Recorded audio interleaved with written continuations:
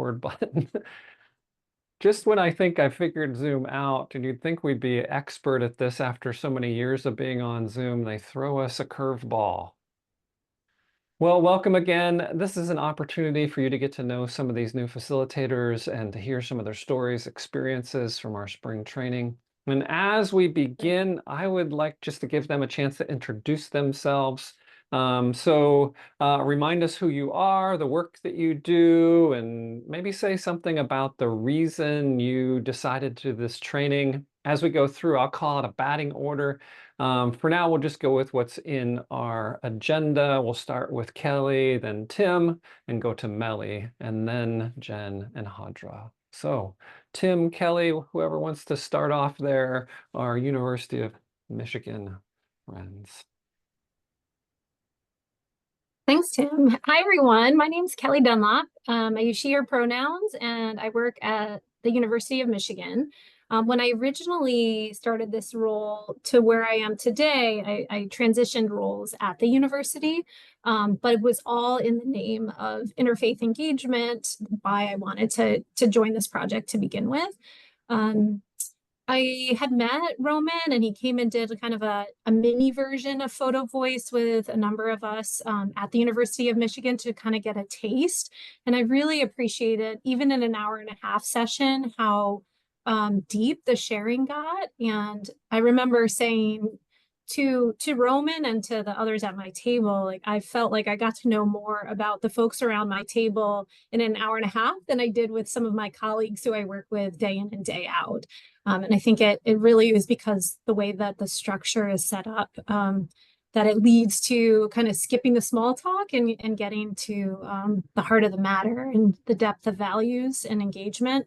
And was really looking for another way to bring folks across difference together. We have plenty of dialogue models at the University of Michigan, but this was kind of a fresh approach. For me at least, and was excited to learn more about how we might bring this to our students, faculty, and staff. My name is Tim Kobler, and I'm the chaplain and director of the Wesley Foundation, which is a United Methodist campus ministry here at the University of Michigan in Ann Arbor. And I've been here since 2018, and I've been doing campus ministry forever and ever and ever. But I'm a left-handed person, so I tend to think more visually. And so this was something that really appealed to me from the beginning.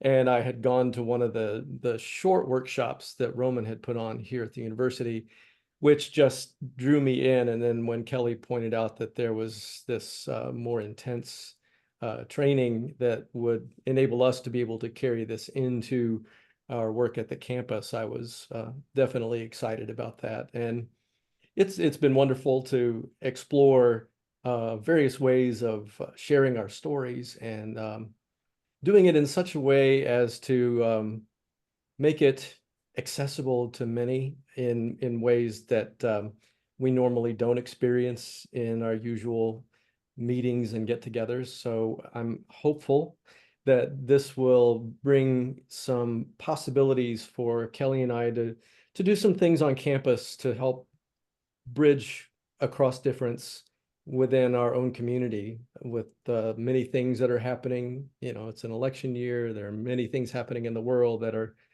bringing us from various aspects of our thinking and our faith practice. So it's my hope that that will enable us to facilitate good conversation.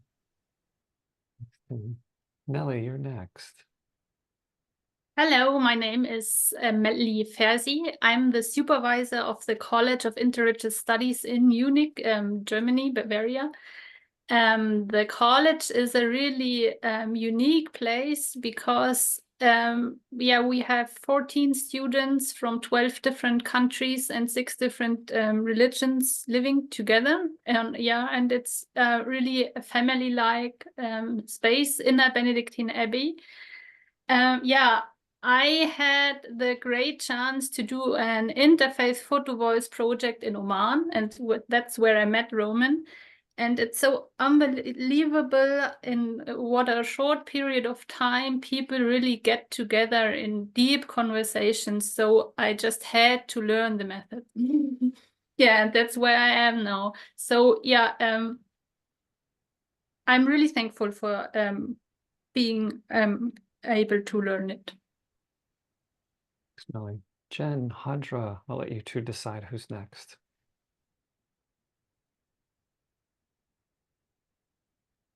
Jen, you're on mute.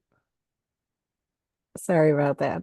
Hi, my name is Jen, and I'm the network executive for the Minnesota Multi-Faith Network, which Hadra and I both work for. And I I came across Interfaith Photo Voice at several national conferences that I've attended, met Roman, and was just incredibly impressed with because at these conferences I was introduced to photos and projects, you know, introduced to the actual program through photos at these different conferences.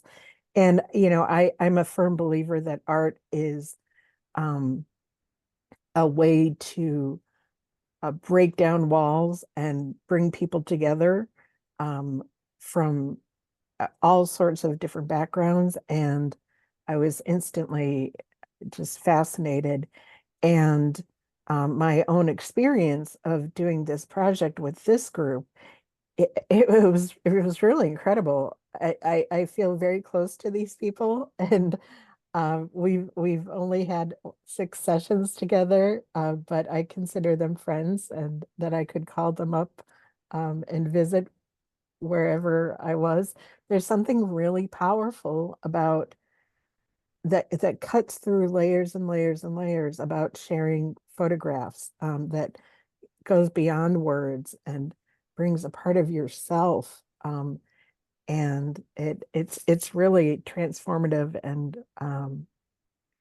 just an amazing way to uh, cross divides and cultures and all sorts of things. So I'm a big fan and think it's really a miracle, and I love it. So You earned your $20. Thank you. oh, sorry, I'm being very sincere.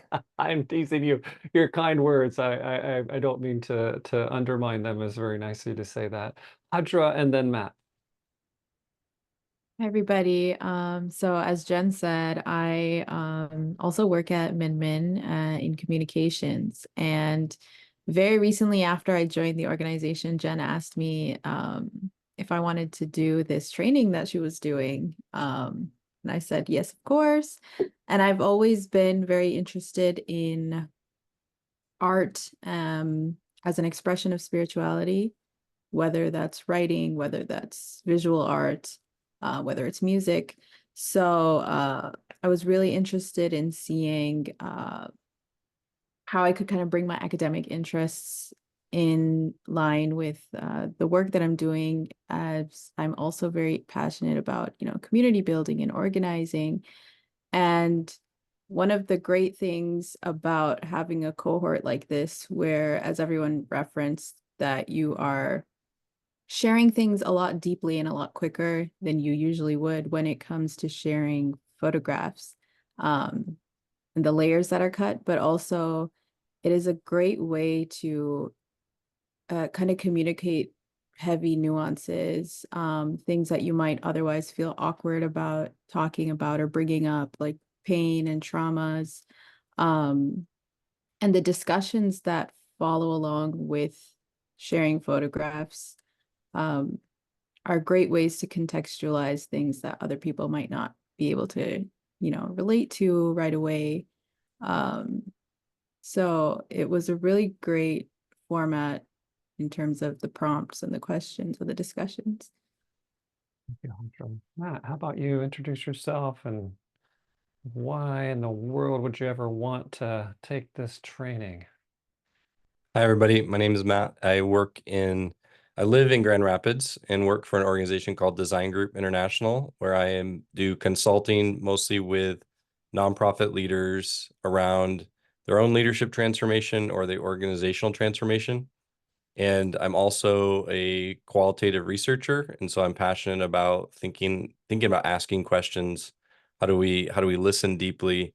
And was really drawn to this model through a personal friendship with Roman, but also just to think about the power, as everyone has said, the power of a way that a picture can unearth stories and experiences in a new and transformative way, and catalyze quicker conversations around what does it mean to have a personal experience, but also what does it mean to have a shared experience. And that was absolutely my experience with this group. And so I'm grateful for each of these individuals. And it takes a sense of openness, right? But the way that the process itself builds a sense of shared expectations, shared agreements, and a shared experience allows for that vulnerability really to be honored in a group, as well as the learning to really stick. So I'm really appreciative of this group and this process. Thanks, Matt. While you're on, why don't we just go ahead to you if you don't mind? Would you take the next couple of minutes and tell us about a meaningful photo or moment from the training project? Sure. Free Yeah. if you want to share your screen or just want to describe something that Yeah. was Let me see important to if I you. can. I have a picture. Hang on. Let's see if this is. Mm. So one of the things that happens in a group is we start to develop themes around things as we build towards prompts. Let me back up. Every different project, every week we have a prompt, and those prompts are inviting us to share pictures around a prompt. And one of the prompts towards the end is, how would we imagine shared connectedness or shared community and shared flourishing in a different way? And so this picture is one, even if it's not a visible, tangible example, give us a metaphor. And so this picture elevated a metaphor for me of something that I desire. It's called invisible connectedness. That's my title of my picture. Um, and the real theme of this picture is that in the background here, you can see there's a church building. It's actually a church that is also an affordable housing space. And so there's a collaborative nature to the building itself. I was actually at that faith community for a long time before transitioning a couple of years ago. But I was really drawn to this concept of the hydrants, that there is these invisible sources of life, water in this example, that run invisible underneath, that we all share, that often are untapped. So when we think about hydrants, we think, how often are those tapped into? But there's these network of connectedness that we share that really is invisible. And what would it look like for us in the imagination of what would it look like for us to bring visible what is invisible in those shared connections, because we share a lot more in common than we have differences. So that was my picture, and that's my story.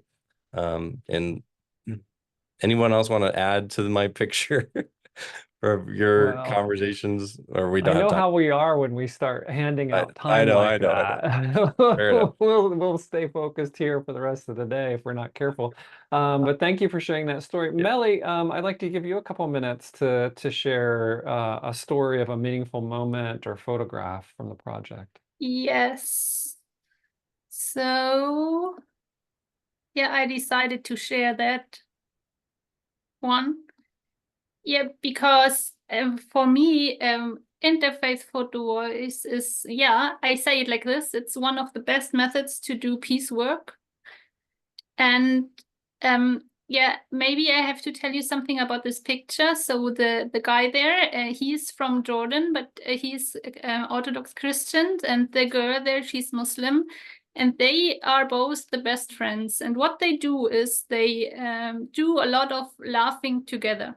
So, and as I have experienced an interfaith Photovoice project in Oman, where we were like, yeah, about 9 days together, and we spent a lot of time, and we had a lot of like deep and laughing moments.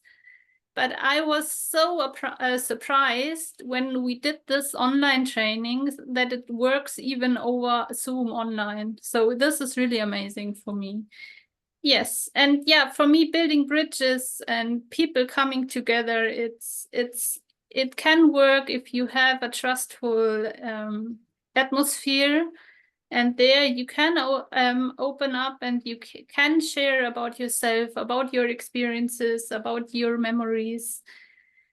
And with interfaith photo voice, it's working after really short periods of period of time. And even it's working over Zoom online. Yeah, this is really amazing for me. Thank you. Tim, could we go to you next? Absolutely. So Tim and then Kelly, Jen and Hadra, or Hadra and Jen, whichever order you want to do. Go ahead, Tim. So as Matt mentioned, each of the sessions had a prompt for the photos that we were to share for that particular session. And this prompt, this photo was inspired by the prompt, "Bridges or barriers to the practice of our faith." And so this is just talking about my own facilitating or not of my own faith practice, being in my own way sometimes, but also being my own cheerleader sometimes, and recognizing that there are those times where I live more fully into the talents and gifts that I have, and other times where I tend to sell myself short and don't allow myself the fullest expression of my faith. Thanks for sharing that one, Tim. It was a meaningful photo for a lot of us. I remember when we were curating them into a collection that we might use, that was one that we returned to. Kelly, how about you? Yeah, sorry, I'm just finding my thing here. Um, well, part of what we talked a lot about was kind of a intersection. That was another prompt that we had, and this picture had a lot of meanings for me of places of intersection. So this is on our campus at the University of Michigan. It was actually a year ago. But as we looked for opportunities to go deeper and to listen to one another with greater intention, the questions that were raised for me in my own reflection of this picture too helped me to go deeper in my own reflection. So as you look closer and you can zoom in on some of the folks in this picture, you'll see megaphones, you'll see somebody with a tripod trying to kind of capture that viral video that will go with their interaction, the amount of barriers that are present in just the words alone on a lot of the protester signs that are included. And then way in the back, you'll see this glimpse of a blue inflatable, because this was the last day of class and students were just trying to celebrate. And so this was so true both for a day on campus in the last year of these intersecting points of fun, of protest, of standing for one's values, of desiring a context where people are listening to one another, but also I think was really true of my own growth throughout the process of where am I holding that tension? Where do I need to go deeper in listening to others whose viewpoints I might disagree with? And where's opportunity for more fun and joy and lightheartedness? Thanks, Kelly. Hadra, let's go to you next, and we'll end this part of our agenda with Jen. Sure. So one of the prompts that we had, I think in the second or third session, was about how spiritual practices kind of reflects in your daily life, and like sort of what the mundane kind of looks like to you. So I'm going to share one of my favorite pictures that I took for this, which was a picture of my neighbor's door. So I was fortunate enough to have a really great neighbor, next door neighbor in my apartment building this year, who was a Muslim grad student. And she put this decorative Ramadan sign on her door for the month. And it was really hard to get a hold of her because she was studying. She was still in school. So me and my roommates just decided to post an invitation straight on her door, which is that little sign down there at the bottom. And I guess like sharing pictures like this was just another day for us during that month of Ramadan where we're all working or studying, worrying about, all of our daily things, but at the same time, really deeply thinking about, our responsibilities to our neighbors, um, making community like a priority in our lives despite everything else going on. And yeah, and it's just really fun to kind of talk about these kinds of things with like a cohort of people in Photovoice. So that's what I wanted to share. Thanks so much. Jen, to you. Well, it does feel kind of strange sharing these photos in this way because part of what makes this so interesting is I forget the exact prompt for this photo. Did it have something to do with prevalence? Is that why? We were thinking about why something might be important, and it might be important because it's prevalent. We bump into it all over the place. Yes. And so I took this shot and I do like this shot quite a bit. And I mused here about putting up fences and how other people, this used to be an encampment. We have quite a few, we have encampments in Minneapolis and how we dehumanize others. And, right here, I think you can see 4 or 5 or 6 fences right in a row. And um, I fear that we're losing our humanity and what makes us sacred to each other, us. But what's really important about this photo is when I presented it, I was really kind of upset and I was even a little angry. And so the group together, you know, noticed that and that's what we talked about was how I was feeling and how they responded to me um and so it's not just about this picture, it was about my feelings and my upsetness and my you know my pain. It's that sounds a little self-involved, um but it was what we experienced as a group that makes this photo so meaningful to me now is what all the other folks in my cohort said and how we processed this together. And that's what makes it so meaningful. And I wish I could share with you that process because that's what was so important, um, was doing this together. Thank you, So Jen. Well, you kind of got us started there, Jen, and maybe invite you to stay on mic to share just for a couple minutes about the ways your involvement in this training impacted you personally, impacted perhaps your work. Reflect for a few minutes on that. We'll give each person about 2 or 3 minutes to just to think about the impact of this involvement in a project. well, in a very real way, Hajra had just come on board at the Minnesota Multi-Faith Network as my coworker. She's the communications person for Min. And in a very real way, it helped me get to know her in a different way than can happen over Zoom and meetings and us talking. I mean, I got to see part of her life and what is meaningful to her. And I got to know these amazing people who I'm just delighted in. And it makes the whole process makes it, I talked about dehumanization in this photo that I shared.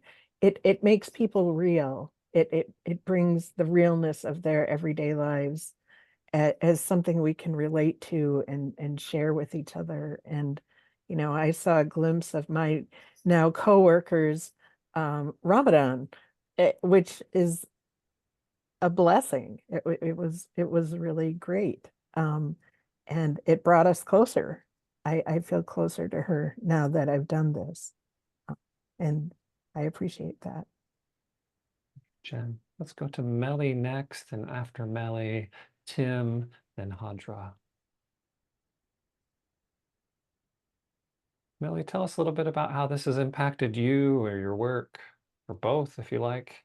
So for me personally, like my situation was that I was the only not Native American, like not a mother language speaking English, and like over Zoom at the beginning for me, I thought, okay, I have to go through this now. It's maybe a little bit hard, but but actually it wasn't too bad. So I think I lost some, how you say this in English, some some barriers inside me to communicate over Zoom in English with Native Americans. And for my work, when I work with my students, this is just the best method ever. So I really feel that they are reflecting about their learning process through the pictures, through talking about the pictures they have taken in the college a lot. And it's and if I compare it from this year and last year, the difference is huge. So yeah, it's not about sharing, it's about a lot about reflexations as well when you use the pictures and talk about it. Tim, and then Hadra, and then Matt. I think that each of us are shaped by our place, our context very deeply. And sometimes when we're just speaking on Zoom, it's not easy to convey that. So these photos and the stories that we shared in our sessions together really acted as a bridge to step into at least a still of one another's world, and to be able to see how those places and those images make connections within each other. And that has helped to, as others have said, build that bridge of relationship as well, so that we feel that depth of relationship that doesn't happen as organically in a Zoom meeting, but happens so easily in our gatherings together. And it was a wonderful experience to be able to share that part of ourselves and to hear one another's stories and see a glimpse of one another's worlds. Hadra, Matt, and then Kelly. Yeah, so I just want to first of all like just reiterate what Jen said, that like doing this with someone who I'm interacting with on a daily basis has definitely deepened like my understanding of where she's coming from, and I think helped a lot of just not me having to do a lot of explaining about myself either. And that's great, but also that I think faith communities can become kind of very like insular and turn into like echo chambers very easily. And so recognizing that and learning, just educating myself about um, what other people from different, backgrounds, what their challenges are and what their experiences have been addressing those challenges, and like learning from each other in that sense has been very helpful. So it really does kind of enhance, I guess, your toolkit for, bringing back to your own community for sure. Matt and Kelly. Yeah, when I signed up for this, I think I was excited to learn a different method of how do we bring a group together to learn. And I was thinking of that mostly from a cognitive standpoint. I was pretty comfortable with learning around interfaith cognitively. I think I was surprised. I was very much surprised at how much it challenged me to be different and to think about myself and to have introspective thoughts about what does my faith mean to me and what does this process mean to me. So I was not expecting that type of personal transformation and change. Like I was just like, when you have to share a picture or find a picture of your faith practice as a great practical example, you can't fake that.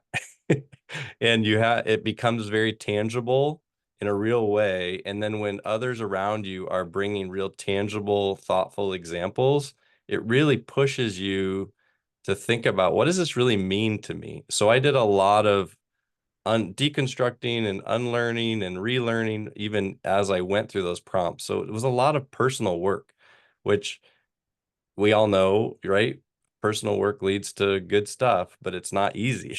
And so I think that's the biggest surprise for me about this process, was that I can learn about other people and I can kind of keep the learning out here at arm's length, but it really was a self-discovery journey, which I really value, but also just know it's a very challenging thing. And I think that's helpful to know when we invite participants in our different contexts to participate, that this does cost you something, but it will be worth it, if that makes sense. Makes a lot of sense. Thanks for bringing that out. Kelly. Yeah, my reflection is actually very similar to Matt too. You know, I had just moved into this new role to lead out religious diversity and interfaith work at the University of Michigan. So very much too was like thinking about it from a professional lens. I've been in faith communities before as a staff member, and so also thought I was very comfortable in faith conversations. But there's something about this and the intersection of not just the professional piece, but also a lot of times our families and our communities were coming into the conversation too, and was already kind of doing some of that deconstructing work of the faith of my childhood and my upbringing and how it was looking in everyday practice now with my own family that I'm raising, and then how it shows up in a professional space. And so that was challenging and requiring a different level of vulnerability than perhaps I expected going into it. And I really think it's helped me both personally and professionally, knowing that if I'm facilitating a space like this in the future, like that's what I'm also going to be asking of other folks to do, and to have had that experience, and not just to have learned the process and the structure, but to have gone through it and learn by doing method, I think allows us to enter in a deeper way to understand what our participants in the future might also experience. And the last thing I'll just share is I found myself often holding the stories of my other cohort members throughout the week or the weeks to come. Of, you know, I would see something and it would remind me or make me smile, or think about what another member of the group would say about this or that. And so I just felt like we were travelers on the journey together throughout the weeks and months that we were sharing. Thank you. That's one of the things that I really love about Photovoice's way. Those pictures stay with you after a conversation, and you find yourself out and about, and this image kind of sneaks up on you in an unexpected way, and there in the middle of your everyday life is this memory of an important conversation that now you're wrestling with afresh. You're seeing the world, as it were, through that other person's lens, and you're wondering, you're curious, you're connected in a very deep and meaningful spiritual way. Thanks for all that, friends. Well, we're coming to the home stretch here, and one of the things I'm really excited to hear about is how in the world are you going to take what you learned, both in terms of the Photovoice technique, but also in terms of the ways that you have personally and professionally seen some changes because of your involvement in the training. What's next? I think there are a couple of you that have already begun to do whatever that next thing is. Others are in the planning stages, dreaming stages. I'd just like to open it up for each of you to, in teams, so Tim and Kelly together, Jem and Hadra together, of course Melly and Matt on your own, just to take a couple of minutes and say, hey, here's what we're imagining what might be next. Let's start with Melly. Is that okay with you, Melly? What's next? Or I think maybe in your case, what's now? And what's next? What's now? So what we did, so at the College of Interreligious Studies in Munich, the students, they live together and they do an academic program together. And what's most important, they have to do internships in a religious community other than their own.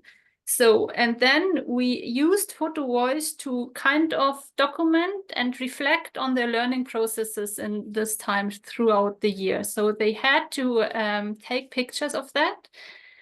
And then in the group or in different groups, they they presented their pictures in the way Interfaith Photovoice does. So it was a lot of sharing, answering questions, and again sharing.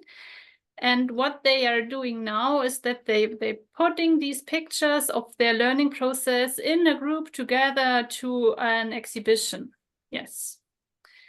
And seriously, and yeah, what they sent me last week or 2 weeks ago was the captions they write to their pictures. And seriously, I was sitting outside of the university, and seriously, I had to start crying because it was so touching what they wrote. It's how reflected it was, how deep it was, what they were sharing, and yeah, I really understood. We do a good thing what we do with the Interfaith Photovoice. Yeah. I'm So excited. we use Interfaith Photovoice as a method to document the learning processes and to reflect on it, and then to share it at the end. That's fantastic. I look forward to hearing how your exhibition goes. It sounds like it's going to be amazing, amazing. It is amazing, and of course I will share it with you. Let's go to Matt next, and then we'll just call them Minnesota and Michigan. Even though Matt, of course, you're in Michigan. As I mentioned, my work is around leaders and organizations in their transformation. And so I have a real passion for the concept of flourishing and recognizing leaders who and groups that really are languishing in so many ways, trying to survive and then moving towards flourishing. And so I'm in the midst of exploring how this particular project process could lend itself to groups and helping them explore the concept of flourishing more as an organization, as a team, with maybe different segments of the group. So it might be like staff or faculty or students, right, in the context of a learning environment. And what does it mean for them to flourish, and identifying that in a really tangible way that brings the group together as well as helps them individually. So that's what I'm thinking about right now. I can't wait to see one of those projects take off, Matt. I will be a fly on the wall, learning from all of you. That's one of the wonderful parts of this. I kind of show up at other people's sandboxes and say, hey, here's some toys that I like to play with, and here's how I usually play with them, and now let's see what you're going to do. How about you, friends in the Minnesota Multi-Faith Network? What are you thinking could be next? What are you planning and hoping for? Well, our two primary modus operandi are to convene people and to communicate. So, I mean, this is an obvious, incredible tool for convening, and building any sort of interfaith work. Building a trustful space where people feel safe and comfortable is essential to our work. So we will be incorporating this in our future. And we are having our annual conference is coming up in November, and we're brainstorming ways to use this too. Ashra, do you want to add anything? We don't I was have a just gonna specific say, plan. yeah, November 14th is the conference. Just gonna plug that in there. On my But calendar already. yeah, we're looking forward to ways that we could incorporate very Photovoice to address kind of very real fractures in the community as we are anticipating with the election that's going to happen and current events. So it's definitely opened our eyes to methodologies in that respect for sure. Thank you. Tim, Kelly, how about you? What kinds of things are you imagining together, individually? What's that going to look like on campus in Ann Arbor?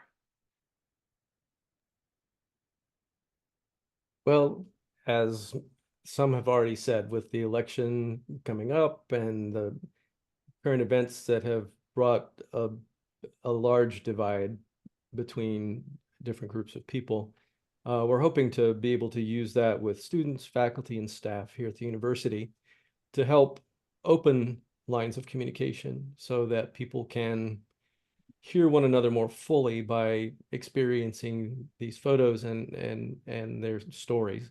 And then on a personal level too, or my more personal work here at the Wesley Foundation, using them with my student groups as well, will be a really helpful tool to build relationships and foster community amongst people that come from many different parts of the country and the world, and are trying to find their way in this place of 53,000 students. And I think we also have a dream of training up some other trainers too, and in a very similar model, but perhaps in person at the University of Michigan, particularly with students, so that they can then also have that methodology to then go into their student orgs or recruit another group, and then have kind of a shared showcase at the end of all of these mini groups beginning together. And I just find it's the type of methodology now that I'm just seeing as an answer to like every question on campus at the moment, like, oh, we should do a Photovoice project. And so I'm sure there'll be multiple projects to come. Of that. I mean, for me at least, it's a professional hazard to think that everything in, we could do a Photovoice about that. But it is true. It really is about three things. It's about bringing together a sincere group of people that want to try to tend to the fabric of your community. It's about, secondly, picking prompts that are going to lead to meaningful interactions through photos and conversations. And then thirdly, being thoughtful about the audience that you want to reach. And in some cases that's going to be cross section of so many different kinds of people, but on a campus, thinking about faculty, staff, students, administrators, but also, well, what if there's something that comes up around food? We need to bring in the line cook, and they need to hear this story. They need to see this photo. There's so many opportunities for engaging folks, and that's one of the things that is so, sort of useful, if you will, about Photovoice. It's not just the meetings where something special is happening between participants. It's not just an exhibition where a participant has the chance to share with someone in a community. These photos and these stories can take on a life of their own, whether that's in social media or in other in-print and various formats. Well, this has been rich. I really appreciate everything folks have had to share. And I'm going to go ahead and stop our recording, and I want to open it up for those